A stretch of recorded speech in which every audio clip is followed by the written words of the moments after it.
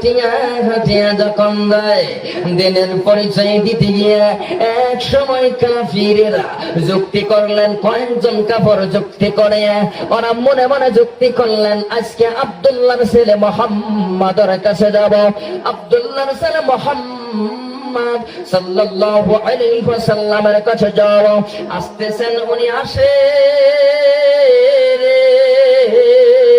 রাস্তা দিয়ে আসতেছেন, আমার আপনার প্রাণের নবী মায়ার নবী আসেন। মায়ার নবী কি বললেন এই কবরের কথা শুনিয়া গো, যেদিন আমার নবী বলেছেন কবরে ভয়ঙ্কর আযাব আছে, আল্লাহ কোরআনে বলেছেন ভয়ঙ্কর আযাব আছে। আবু বকর কান্দে, উমর কান্দে, উসমান গনি কান্দে।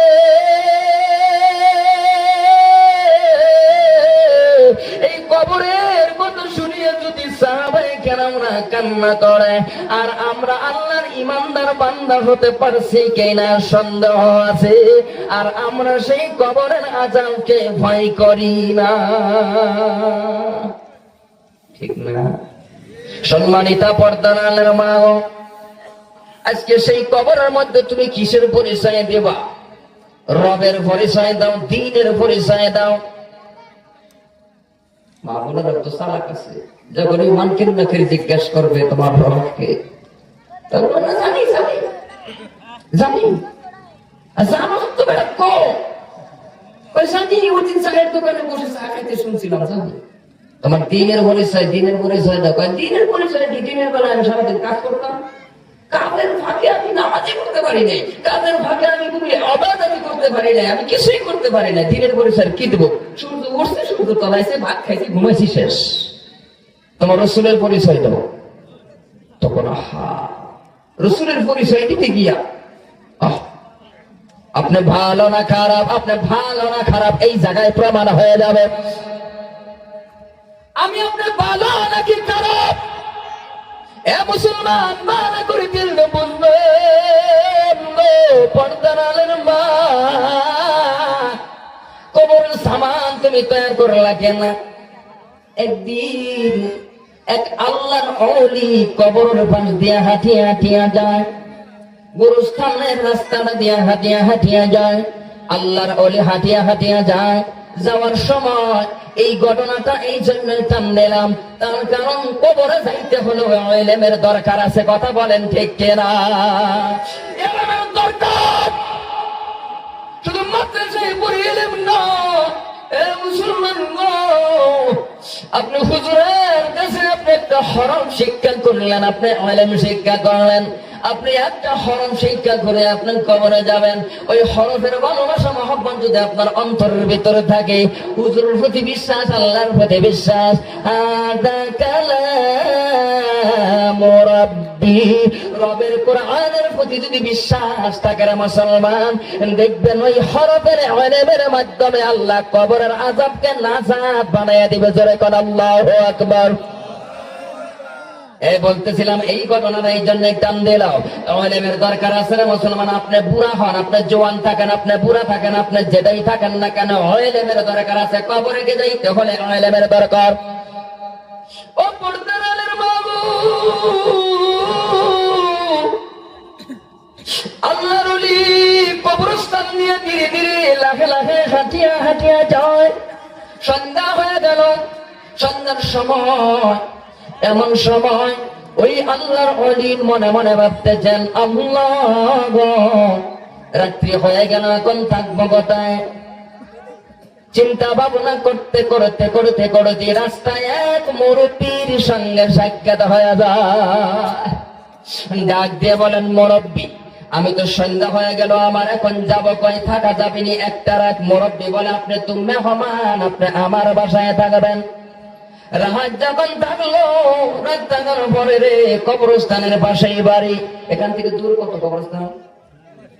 এনে মানে বাঘের আওয়াজ করতেছে।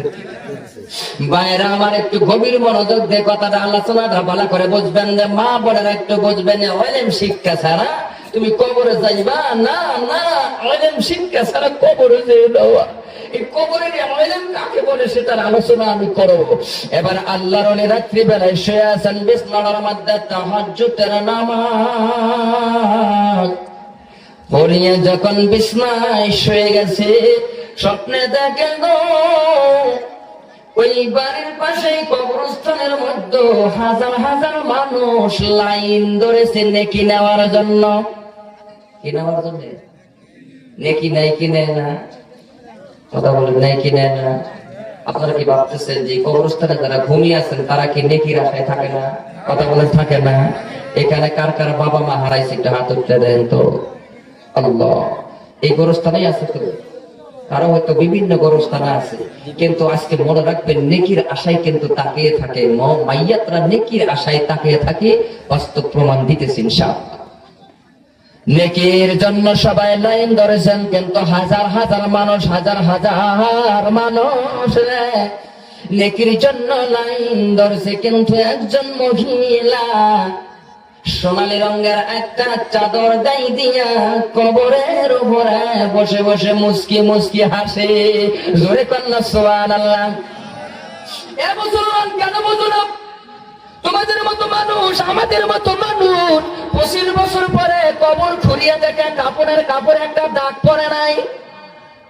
33 বছর পরে কবর খুঁড়িয়ে দেখে কাপড়ে একটা দাগ পড়ে নাই। ওই কবরস্থানে আল্লাহর ওলিও থাকতে পারে। এ ভাই, জীবনে কি আমল করলেন একটু চিন্তার দরকার আছে। এ ভাইরা আমার, এইবার দেখো আল্লাহর ওলি স্বপ্নে দেখলেন হাজার হাজার মানুষ নেকি নেওয়ার জন্য লাইন ধরা যায়, কিন্তু একজন মহিলা কবরের উপরে বসে আছেন, কিন্তু মহিলাটা মুস্কি মুস্কি হাসে। হঠাৎ করে দুইজন ফেরেশতা আসিয়া ওই মহিলাটার হাতে একটা নেকি দিয়ে চলে গেল। এবার স্বপ্নের ভিতরে আল্লাহর ওলি হাঁটতে হাঁটতে গুটি গুটি পায়ে হাঁটতে হাঁটতে গো ওই মহিলাটার কাছে যাওয়ার পর জিজ্ঞাসা করলো, মা, পৃথিবীর জমিনে এমন কি আমল করছো রে বাগো? ও মা, সবাই নেকির জন্য লাইন ধরছে, মা তুমি কেন কবরের উপরে বসে মুস্কি মুস্কি হাসো? মহিলাটি হাসে আর বলে, হুজুর গো, ও আল্লাহর ওলি শুনে নাও, আমি দুনিয়ার জমিনে এমন কোন আমল করি নাই, তবে কি আমল করলা তোমার লাইনে দাঁড়ানো লাগে না? ও মা, বলো বলো। ও নারীটা বলে, মহিলাটা বলে, ও হুজুর গো, জীবনের একটা আমল করছি, সেই আমলটা হলো আমার একটা নেককার সন্তান। ওই সন্তানটা একটা গালামালের দোকান করে বাজারের মধ্যে, কিন্তু সন্তানটা 5 ওয়াক্ত নামাজ পড়ে, 1 ওয়াক্ত নামাজ কায়দা করে না, নাস্তা করে না। নামাজের ওয়াক্ত দোকান খোলার সঙ্গে সঙ্গে পবিত্র কোরআন তেলাওয়াত করে। আমার সন্তান যখন কোরআন তেলাওয়াত করে গো, আমি মা কবরে থাকিয়া সওয়াব গুলো পাই। জোরে কন্যা সুবহানাল্লাহ।